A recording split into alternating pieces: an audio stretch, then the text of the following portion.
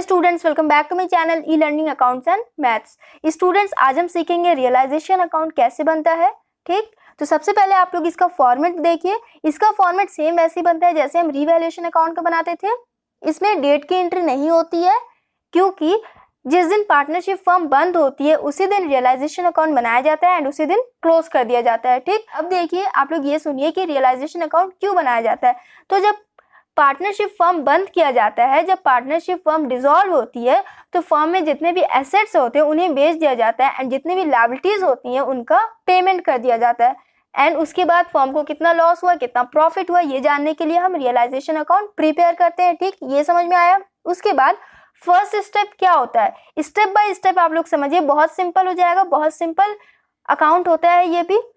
तो सबसे पहले फर्म क्या करती है, सारे एसेट्स को एक साइड करती है एंड सारे लायबिलिटीज को एक साइड करती है। तो कैसे करती है देखिए, डेबिट साइड में सारे एसेट्स की एंट्री कर लेती है। जिन जिन एसेट्स को बेचना है उन एसेट्स की एंट्री डेबिट साइड में करते हैं एंड जिन जिन लायबिलिटीज का पेमेंट करना है उनकी एंट्री क्रेडिट साइड की जाती है।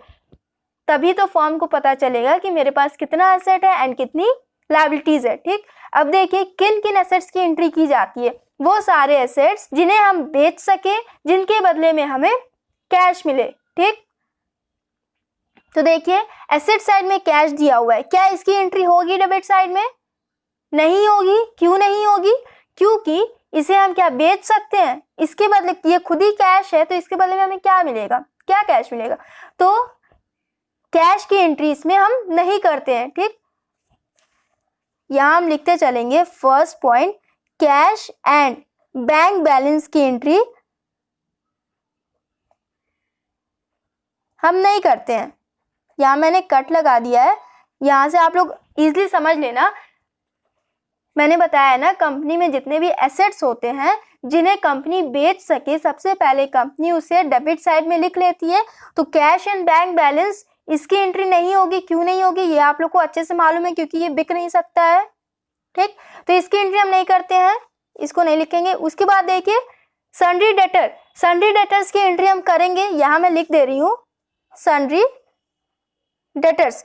सन्ड्री डेटर्स क्या होता है, कंपनी ने जिसको जिसको क्रेडिट पे गुड्स बेचा है वो सारे हो गए सन्ड्री डेटर। तो ये कंपनी को पे करेंगे, कंपनी को पे करेंगे ना तो कंपनी का इनकम होगा, इसलिए इसकी एंट्री एसेट साइड होती है। ठीक, तो सन्ड्री डेटर भी एक एसेट है। कंपनी को पता चलेगा कि मेरे पास 15,000 के सन्ड्री डेटर्स हैं, तो जब कंपनी बंद होगी तो कंपनी उनसे जाके अपना पेमेंट ले आएगी। ठीक, इसीलिए इसकी एंट्री करेंगे। इसके बाद देखिए यहाँ लिखा हुआ है less provision and sundry debtor की एंट्री करते टाइम आप लोग एक चीज बहुत ध्यान से देखिएगा। यहाँ सन्ड्री डेटर 15,000 क्या है, उसमें लेस क्या है प्रोविजन एंड यहाँ लिखा हुआ है 12,000। तो इस 12,000 की एंट्री यहाँ नहीं होगी। ठीक, जितने के सन्ड्री डेटर है उतनी की एंट्री यहाँ होगी, 15,000 की एंट्री होगी। एंड प्रोविजन की एंट्री किस साइड होगी, प्रोविजन की एंट्री होगी क्रेडिट साइड में, क्योंकि प्रोविजन लायबिलिटी होता है एंड इसीलिए प्रोविजन की एंट्री हम करते हैं क्रेडिट साइड में बाय प्रोविजन। कितना है प्रोविजन में, 3,000, यहां लिख देंगे 3,000। समझ में आया। Provision for bad and doubtful debts अगर ये दिया हो आपके बैलेंस शीट में, या फिर प्रोविजन फॉर डेप्रिसिएशन दिया हो, ये दोनों दिया हो अगर, तो इसकी एंट्री हम करेंगे क्रेडिट साइड में। ठीक, ये समझ में आया। उसके बाद ये देखिए मशीन को बेचेंगे हम तो इसके बदले में हमें कैश मिलेगा ना, चाहे जितना भी कैश मिले, बट हमें इस टाइम ये देखना है कि ये बिकेगा तो इसके बदले में हमें कैश मिलेगा। तो इसलिए इसकी हम एंट्री करेंगे, यहाँ लिखेंगे मशीनरी। जैसे आप कॉपी पेस्ट करते हो ना, सेम वैसे ही हमें बैलेंस शीट में से एसेट का कॉपी पेस्ट करना है। वो एसेट जो बिक सके उसका कॉपी पेस्ट करना है। मशीनरी 30,000 का, यहाँ लिख देंगे 30,000, चाहे जितने भी बिके, बट बुक वैल्यू जितना रहता है उतना हम यहाँ लिखते हैं। ठीक, उसके बाद स्टॉक कितने का है, स्टॉक 10,000 का, टोटल यहाँ लिख देंगे 10,000।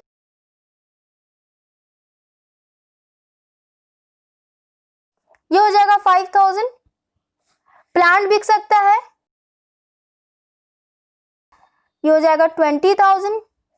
कितने का है, 20,000 का है, 20,000 यहाँ लिख देंगे। अब देखिए बहुत ध्यान से देखिएगा, ये प्रॉफिट एंड लॉस अकाउंट का debit balance and advertisement suspense account का डेबिट बैलेंस एसेट साइड है ये, इसको हम कौन सा एसेट कहते हैं? इसको हम फिक्टिशियस एसेट्स कहते हैं। आपने सुना होगा फिक्टिशियस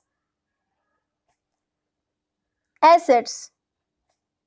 इसकी भी एंट्री नहीं होती है। मैंने बताया ना अभी कि वो सारे एसेट्स जो बिक सकते हैं उनकी एंट्री हम करते हैं। तो क्या आप प्रॉफिट एंड लॉस अकाउंट के डेबिट बैलेंस को बेचोगे? नहीं ना। एडवर्टीजमेंट अकाउंट का डेबिट बैलेंस बिक सकता है? नहीं। ठीक, तो इसकी एंट्री भी हम नहीं करेंगे। अब देखिए एडवर्टीजमेंट सस्पेंस अकाउंट क्या होता है। आपके बैलेंस शीट में हमेशा दिखता है, वो भी एसेट साइड में। तो ये क्या होता है? ये तो आप लोग को मालूम है, प्रॉफिट एंड लॉस अकाउंट का डेबिट बैलेंस। इट मींस ये एक्यूमुलेटेड लॉस है एंड इसे हम फिक्टिशियस एसेट्स कहते हैं। इसकी एंट्री नहीं होती है। आप लोग ये समझो एडवर्टीजमेंट सस्पेंस अकाउंट क्या होता है। जैसे स्टूडेंट्स बहुत सिंपल है इसे समझना, इसे हम डेफर्ड रेवेन्यू एक्सपेंस कहते हैं। डेफर्ड रेवेन्यू एक्सपेंस, ठीक, इसे हम डेफर्ड रेवेन्यू एक्सपेंस कहते हैं। एंड डेफर्ड रेवेन्यू एक्सपेंस क्या होता है? वो एक्सपेंस, वो खर्चे जो हम किसी एक ईयर में करें एंड उसका प्रॉफिट हमें आने वाले 3-4 साल तक होता रहे, इसे हम कहते हैं डेफर्ड रेवेन्यू एक्सपेंस। ये समझ में आया? वो सारे एक्सपेंसेस जिसे हम किसी एक ईयर में करें एंड उसका प्रॉफिट हमें आने वाले 3-4 साल तक मिलता रहे। डेफर्ड रेवेन्यू एक्सपेंस में ही आता है एडवर्टीजमेंट सस्पेंस अकाउंट। ये क्या होता है? जैसे देखिए किसी कंपनी में कोई एक प्रोडक्ट लॉन्च हुआ, फेस वॉश, किसी एक कंपनी का फेस वॉश लॉन्च हुआ, ठीक, तो उस फेस वॉश का बैनर वो कंपनी पूरे शहर में लगा देती है, लगाती है ना। उसका बैनर पूरे शहर के कोने कोने में लग जाता है। बैनर मीन्स क्या, समझ रहे होगे आप लोग? कोई भी कोचिंग सेंटर खुलता है, कुछ भी खुलता है, तो उसका बैनर पूरे शहर में लगा दिया जाता है। 15,000 का बैनर लग गया पूरे शहर में। अब देखिए 2016 में ये खर्चा किया कंपनी ने, 2016 में, ठीक, बट इसका प्रॉफिट आने वाले 3-4 साल तक हमें हो रहा है। कैसे? किसी फेस वॉश का बैनर अगर किसी भी सिटी में लगा दिया जाएगा तो एक दिन में वो खराब तो हो नहीं जाएगा, या फिर एक साल में वो खराब नहीं होता है। आने वाले 3-4 साल तक वो बैनर वैसे ही रहता है। भले उसके बाद वो खराब हो जाता है, लेकिन वो बैनर वहां वैसे ही रहता है। तो जब तक वो बैनर वहां लगा रहेगा तब तक उस प्रोडक्ट का ऐड होता रहेगा। तो इसीलिए एसेट साइड में इसकी एंट्री होती है एंड ये आता है, ये भी आ जाएगा हमारा फिक्टिशियस एसेट्स में। एंड और क्या क्या आएगा? वो सारे आइटम्स जो बैलेंस शीट के एसेट साइड में डेबिट बैलेंस करके लिखा हो, उसे हम कहते हैं फिक्टिशियस एसेट्स। एंड वो नहीं आता है इसमें, रियलाइजेशन अकाउंट में उसकी एंट्री हम नहीं करते हैं। समझ में आया होगा आप लोग को? एंड उसके बाद देखिए क्या लिखा हुआ है, गुडविल। तो गुडविल की एंट्री भी हम करेंगे। जैसे और सारे एसेट्स की एंट्री हमने करी, सेम वैसे हम गुडविल की भी एंट्री करेंगे। गुडविल कितने का? 20,000 का। हो गया, ये हो गया। अब पता चल गया कंपनी को कि कंपनी के पास कितने एसेट है, कितने एसेट्स बिक सकते हैं, ठीक, ये हो गया। इसके बाद देखिए आपके बैलेंस शीट में ये भी दिख जाएगा आपको, कभी कभी पार्टनर्स कैपिटल अकाउंट का डेबिट बैलेंस भी दिया रहता है। जैसे इसमें 2 पार्टनर्स हैं एक्स एंड वाई, तो कभी कभी ये लायबिलिटी साइड ना लिख के ये एसेट साइड में लिख देता है, x capital account debit balance. अब प्लीज कोई बच्चे मुझसे ये ना कहना मैंने अपने दोनों साइड क्यों लिखा। मैं आप लोग को बता रही हूँ, कभी कभी लायबिलिटी साइड ना देके एसेट साइड में किसी पार्टनर का कैपिटल दिया रहता है डेबिट बैलेंस लिख के, ठीक, एसेट साइड दिया रहता है, बट उसकी एंट्री हमें इसमें नहीं करनी है, ठीक, समझ में आया ना? उसकी एंट्री हमें इसमें नहीं करनी है। तो ये हो गया स्टूडेंट्स कि किस किस एसेट की एंट्री होगी डेबिट साइड में, हो गया ना? अब देखिए हम लायबिलिटीज का समझेंगे, किन किन लायबिलिटीज का पेमेंट करना होता है, ठीक। सो स्टूडेंट्स, कंपनी के जितने भी थर्ड पार्टीज लायबिलिटीज होते हैं उनकी एंट्री हमें इसमें करना होता है। थर्ड पार्टी मतलब फर्म एंड पार्टनर्स, इन दोनों को छोड़ के और जितने भी लायबिलिटीज होते हैं उनका पेमेंट करना होता है। जैसे क्रेडिटर्स का पेमेंट करना होता है। 30,000 का क्रेडिटर है, इसे हमें पेमेंट करना है, यहाँ लिखेंगे बाई क्रेडिटर्स 30,000, ये हो गया। एंड इसमें देखिए लायबिलिटी साइड में रिजर्व भी दिया रहता है, general reserve, investment fluctuation reserve, workman compensation reserve. So students, ये आप लोग ने पीछे प्रीवियस चैप्टर में कई बार पढ़ा है, जितने भी रिजर्व्स होते हैं वो पार्टनर्स में डिस्ट्रीब्यूट कर दिए जाते हैं। तो इन रिजर्व्स की एंट्री हम इसमें नहीं करेंगे, इनको हम पार्टनर्स कैपिटल अकाउंट में पार्टनर्स के रेशियो में डिस्ट्रीब्यूट कर देंगे। पार्टनर्स कैपिटल अकाउंट में इसकी एंट्री होगी, रियलाइजेशन अकाउंट में इसकी एंट्री नहीं होगी। क्यों नहीं होगी? क्योंकि ये सारे रिजर्व्स पार्टनर्स में डिस्ट्रीब्यूट हो जाएंगे, तो इसलिए इसकी एंट्री इसमें नहीं होगी। एंड मैंने बताया ना, सिर्फ थर्ड पार्टी से रिलेटेड लायबिलिटीज की एंट्रीज होती हैं। कैपिटल अकाउंट दिया एक्स एंड वाई का, तो इसकी भी एंट्री नहीं होगी। ये पार्टनर्स है, फर्म एंड पार्टनर्स, इन दोनों को छोड़ के और सारे जो लायबिलिटीज होते हैं उनकी एंट्रीज होती है। ठीक, यहाँ देखिए मिसेस एक्स लोन दिया हुआ है, एक्स की मिसेस का लोन है, एक्स की मिसेस फर्म की पार्टनर नहीं है, तो ये आ जाएगी थर्ड पार्टी में, तो इसकी भी एंट्री हम करेंगे इस side by Mrs x loan. कितना दिया हुआ है? 5000। किसी भी पार्टनर के फैमिली मेंबर का अगर लोन दिया होगा तो उसकी भी एंट्री हम करेंगे, सिर्फ और सिर्फ पार्टनर्स के लोन की एंट्री नहीं करेंगे। एंड उसके अलावा किसी भी पार्टनर के फैमिली मेंबर का लोन दिया होगा तो उसकी एंट्री हम करेंगे, क्योंकि वो थर्ड पार्टी में आ जाएगा। ठीक, यहाँ देखिए जेड्स लोन दिया हुआ है, तो एक चीज ध्यान दीजिएगा, क्या जेड पार्टनर है? पार्टनर तो सिर्फ एक्स एंड वाई है ना, जेड पार्टनर नहीं है, तो जेड आ जाएगा थर्ड पार्टी में, तो यहाँ हो जाएगा बाई जेड्स लोन। अमाउंट कितना हो जाएगा? 15,000। एंड उसके बाद यहाँ लिखा हुआ है वाइज लोन, तो वाई तो पार्टनर है ना, वाई का लोन दिया हुआ है, तो उसकी एंट्री नहीं होगी। ठीक, एंड उसके बाद लायबिलिटी साइड में बिल्स पेबल, आउटस्टैंडिंग एक्सपेंसेस ये भी रहते हैं, तो इन सब की भी एंट्री होगी। मैंने इसमें नहीं किया, लेकिन इसमें मैं आपको दिखा दे रही हूँ। बाई बिल्स पेबल ये सब थर्ड पार्टी में आ जाएगा, बाई आउटस्टैंडिंग ये सब थर्ड पार्टी में आ जाएगा, इन सब का पेमेंट किया जाएगा। ठीक, तो स्टूडेंट्स आप लोग ने समझा कि जितने भी एसेट्स होते हैं उनको बेचने से पहले कंपनी उसका डेबिट साइड में पहले एंट्री कर लेती है। पहले कंपनी ये देख लेती है कि मेरे पास इतने इतने एसेट्स हैं एंड इतने इतने लायबिलिटीज है, इनका हमें पेमेंट करना है, एंड इतने एसेट्स है जिन्हें हमें बेचना है। अभी एसेट एंड लायबिलिटी बिकी नहीं है, अभी पेमेंट नहीं हुआ, अभी बस यहाँ कलेक्ट करके कलेक्शन किया गया है कि इतने एसेट है इतनी लायबिलिटीज है। ठीक, अब देखिए हम पेमेंट की एंट्री करेंगे। तो जब किसी भी लायबिलिटीज का पेमेंट किया जाता है, जैसे 30,000 का क्रेडिटर है, इसे हमें पेमेंट करना है, तो आपके एडजस्टमेंट में दिया रहेगा। ठीक, जब आप क्वेश्चन करोगे तो बैलेंस शीट के साथ आपको कुछ एडजस्टमेंट्स भी मिलेंगे, तो उस एडजस्टमेंट में आपको लिखा रहेगा कि कितने का एसेट बिका एंड कितने कितने लायबिलिटीज का पेमेंट हुआ।